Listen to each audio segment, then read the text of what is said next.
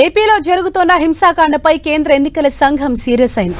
ఏపీలో పోలింగ్ రోజు ఆ తర్వాత జరుగుతున్న హింసాకాండను అరికట్టడంలో విఫలమైనందుకు ఏపీ సీఎస్ డీజీపీలపై మండిపడింది.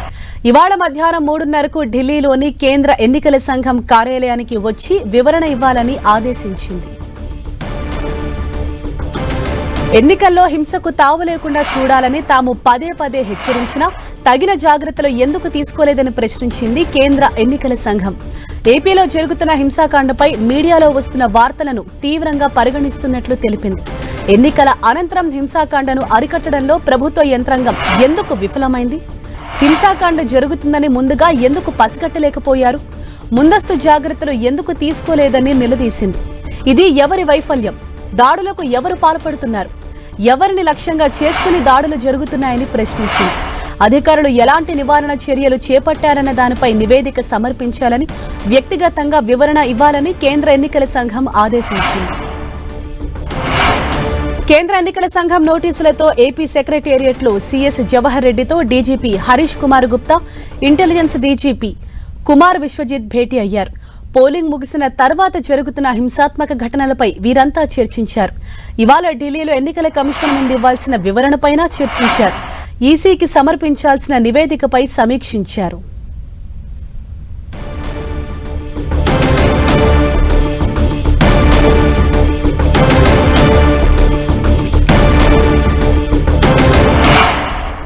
ఏపీలో జరుగుతున్న హింసాకాండపై కేంద్ర ఎన్నికల సంఘం సీరియస్ అయింది. ఏపీలో పోలింగ్ రోజు ఆ తర్వాత జరుగుతున్న హింసాకాండను అరికట్టడంలో విఫలమైనందుకు ఏపీ సీఎస్ అలాగే డీజీపీలపై మండిపడింది. ఇవాళ మధ్యాహ్నం 3:30కు ఢిల్లీలోని కేంద్ర ఎన్నికల సంఘం కార్యాలయానికి వచ్చి వివరణ ఇవ్వాలని సీఈసీ ఆదేశించింది. ఎన్నికల్లో హింసకు తావు లేకుండా చూడాలని తాము పదే పదే హెచ్చరించినప్పటికీ తగిన జాగ్రత్తలు ఎందుకు తీసుకోలేదని కేంద్ర ఎన్నికల సంఘం ప్రశ్నించింది. ఏపీలో జరుగుతున్న హింసాకాండపై మీడియాలో వస్తున్న వార్తలను తీవ్రంగా పరిగణిస్తున్నట్లు తెలిపింది. ఎన్నికల అనంతరం హింసాకాండను అరికట్టడంలో ప్రభుత్వ యంత్రాంగం ఎందుకు విఫలమైంది? హింసాకాండ జరుగుతుందని ముందుగా ఎందుకు పసిగట్టలేకపోయారు? ముందస్తు జాగ్రత్తలు ఎందుకు తీసుకోలేదని నిలదీసింది. ఇది ఎవరి వైఫల్యం? దాడులకు ఎవరు పాల్పడుతున్నారు? ఎవరిని లక్ష్యంగా చేసుకుని దాడులు జరుగుతున్నాయని ప్రశ్నించింది. అధికారులు ఎలాంటి నివారణ చర్యలు చేపట్టారన్న దానిపై నివేదిక సమర్పించాలని, వ్యక్తిగతంగా హాజరు కావాలని కూడా కోరింది. ఇదే విషయంపై మరింత సమాచారంతో మా ప్రతినిధి జయరాజ్ మనకు అందుబాటులో ఉన్నారు. జయరాజ్, ఆల్రెడీ అంటే మనం చూసాం ఏపీలో పోలింగ్, ఆ తర్వాత ఇప్పటికీ కూడా ఇంకా హింసాత్మక ఘటనలు అక్కడక్కడ జరుగుతూనే ఉన్నాయి. మరి వీటిపైన ఎటువంటి వివరణ ఈ రోజు ఇవ్వబోతున్నారు? ఏ సమయానికి ఢిల్లీ వెళ్తున్నారు? హరీష, ఎన్నికల సమయంలోనూ ఎన్నికల తర్వాత ఆంధ్రప్రదేశ్లో వివిధ జిల్లాల్లో చెలరేగినటువంటి హింసాత్మకమైన సంఘటనల నేపథ్యంలో కేంద్ర ఎన్నికల సంఘం చాలా సీరియస్గా తీసుకుంది. దీనికి సంబంధించి ఇప్పటికే కొంతమంది పైన చర్యలు తీసుకుంది. ఎన్నికల సమయంలో, ఎన్నికల ముందు కూడా, అనంతరం జరుగుతున్నటువంటి ఇంకా ఎన్నికలు జరిగిన తర్వాత కూడా, పోలింగ్ అయిపోయిన తర్వాత కూడా చాలా ప్రాంతాల్లో, చాలా జిల్లాల్లో చాలా హింసాత్మకమైనటువంటి సంఘటనలు, ప్రమాదకరమైనటువంటి పరిస్థితులు నెలకొన్నటువంటి ఈ నేపథ్యంలో కేంద్ర ఎన్నికల సంఘం నేరుగా జోక్యం చేసుకుంది. రాష్ట్రంలో ఉన్న ముఖ్య ప్రధాన కార్యదర్శి జవహర్ రెడ్డిని, అదేవిధంగా డీజీపీగా ఉన్నటువంటి హరీష్ కుమార్ గుప్తాని ఈ రోజు ఢిల్లీ వచ్చి వ్యక్తిగతంగా కేంద్ర ఎన్నికల సంఘం ముందు హాజరయ్యి వివరణ ఇవ్వాలని చెప్పేసి ఆదేశించింది.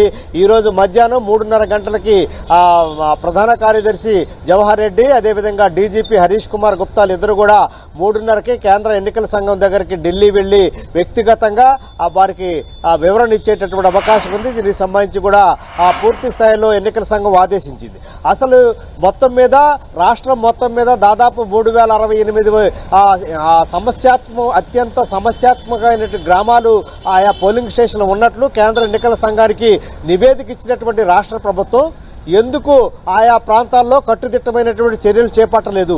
ఆయా ప్రాంతాల్లో గతంలో ఉన్నటువంటి అనుభవాల దృష్ట్యా, గతంలో చెలరేగినటువంటి హింసాత్మకమైనటువంటి సంఘటనల దృష్ట్యా ఎందుకు అక్కడ అదనపు బలగాలను చేర్చలేదు? ముందుగానే ఎందుకు ఇంటెలిజెన్స్ వారి నివేదిక ప్రకారం ముందుగానే ఆయా ప్రాంతాల్లో గొడవలు జరుగుతాయి, పార్టీల పరంగా, వ్యక్తిగతంగా అన్ని రకాలుగా ఎందుకు గొడవలు జరుగుతాయని ముందుగానే ఎందుకని మీరు ఊహించలేకపోయారు? ముందుగానే ఎందుకు పసికట్టలేకపోయారు? పసికట్టిన తర్వాత ఎందుకు ఆయా ప్రాంతాల్లో ఉన్నటువంటి పరిస్థితుల్ని చక్కదిద్దలేకపోయారు.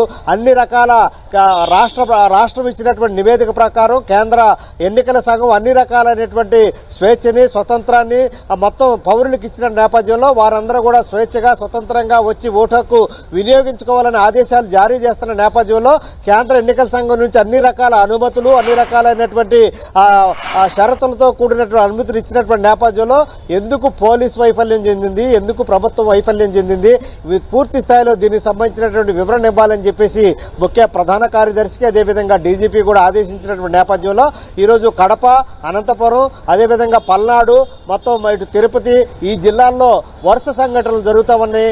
ఇప్పుడు కూడా ఎన్నికలు పూర్తయిన తర్వాత కూడా పోలింగ్ పూర్తయిన తర్వాత కూడా ఆయా ప్రాంతాల్లో ఎక్కడ కూడా హింసాత్మకమైనటువంటి సంఘటనలు నిరోధించేటటువంటి పరిస్థితి లేని నేపథ్యంలో కేంద్ర ఎన్నికల సంఘం దీనంతా కూడా తీవ్రంగా పరిగణించింది.